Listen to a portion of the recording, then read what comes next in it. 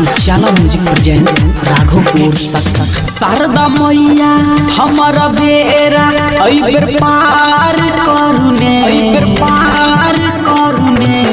शारदा मैया हमारा बेरा अइबर पार करुने। सिर झुका के नमन करै छी नमस्कार करुने। सिर झुका के नमन करै छी नमस्कार करुने।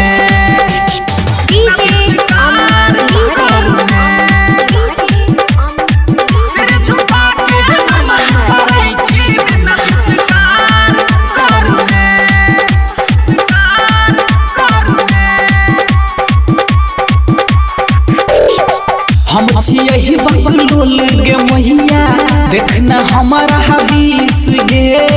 तोरा चरण हम शरण झुकाबै छी तो देना मैया आशीष गे, तो देना मैया आशीष गे। हम यही बकलोल गे मैया देखना हमारा हदीस गे। तोरा चरण हम शरण झुकाबै छी तो देना मैया आशीष गे। शारदा मैया हमारा जीवन उद्धार करुने। सिर झुका के नमन करै छी विनती स्वीकार करुने। सिर झुका के नमन करै छी विनती स्वीकार करुने।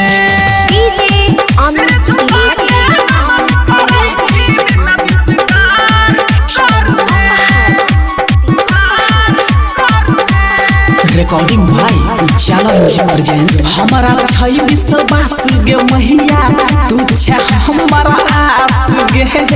गीत संगीत अस्वर में मैया तू छे बहुते खास गे, तू छे बहुते खास गे। हो हमारा छै विश्वास गे मैया हमर छे तू आस गे।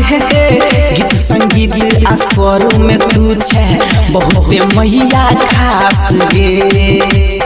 राइटर चंदन किशन रफ्तार विचार करुने।